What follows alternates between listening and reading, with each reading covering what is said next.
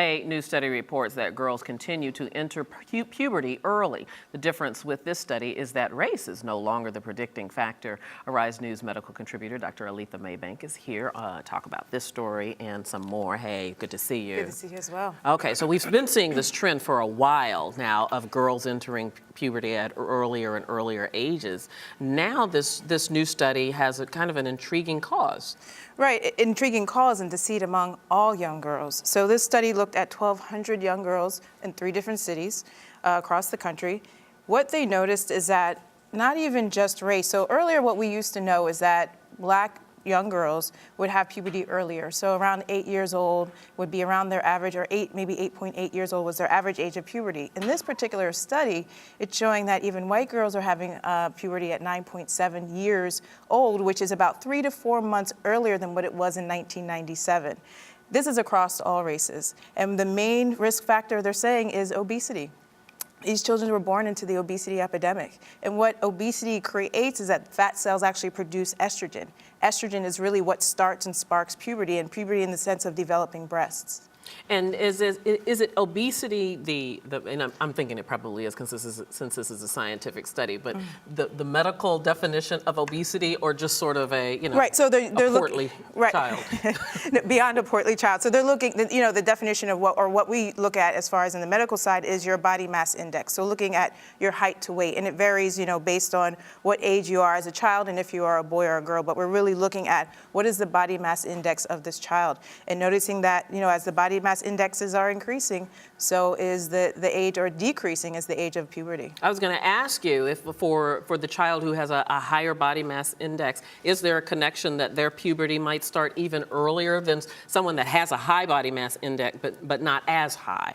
Right. Well, I don't know if there's so much kind of that step off or that level, or if we know that variation yet. Who knows? We may come and find more information about that. But there is, a significant risk factor and a concern about young girls just being overweight early. This month is the start of American Diabetes Month, and we know that a significant risk factor for diabetes is obesity. And we are starting to see more kids who have type 2 diabetes. So this is a concern not only from the aspect of having more estrogen in the blood and its risk and its association with having heart disease, but then also on the side of having diabetes. And we've talked so many times about the risk factors with obesity. What are the risk factors with early onset puberty? Right, and there's not that many studies yet. What we do know is with menstrual cycle. So when you start puberty, it's usually the start is breast development. 3 years after that is when you get your menstrual cycle as a female. We have studies based on menstrual cycle. We know that women who get their menstrual cycle earlier are at higher risk for having heart disease and stroke and those kind of diseases. However, there really has not been much studies on actually the start of puberty. So there's a lot more information that we need to learn about as far as what are the effects of early puberty. Well, let's continue our conversation to talk about prepubescent or teen girls, and that is the HPV vaccine. Turns out we might not need as much.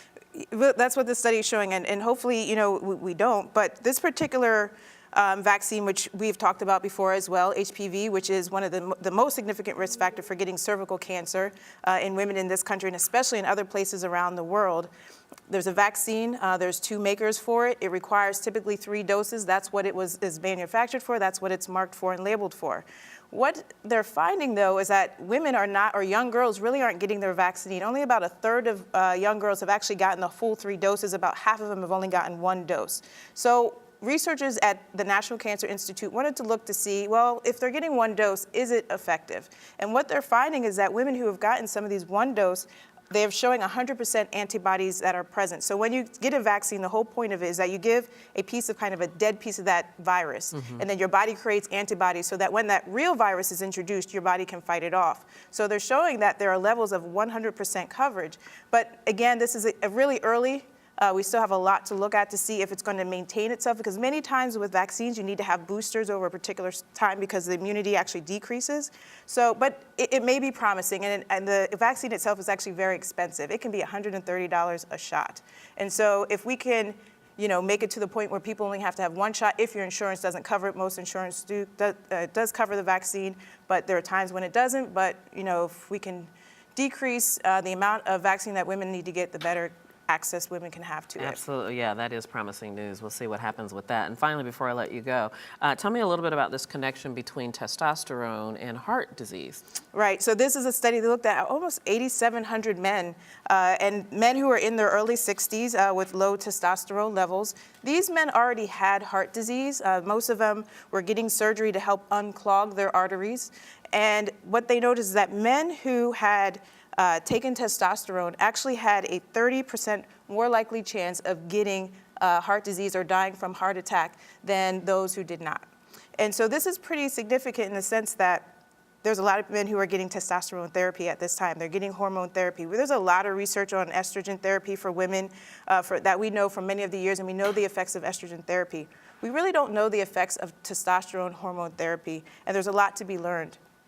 And in these particular men, to actually see that there's an increased risk of dying is pretty important. Now, it's also important to understand that, again, these men already were at risk for dying of heart disease. So if we were to take, men who actually get prescribed testosterone for what they call low T syndrome, so low testosterone syndrome, so their hair is falling out, they're having erectile dysfunction, whatever, is related to that particular disease, they may be otherwise healthy and not have heart disease. So they may not react the same way as people who already have heart disease. So it's important to understand that it's not necessarily generalizable to the entire population, and that this is really specific to men right now who have heart disease. And in other words, it requires more study. Absolutely.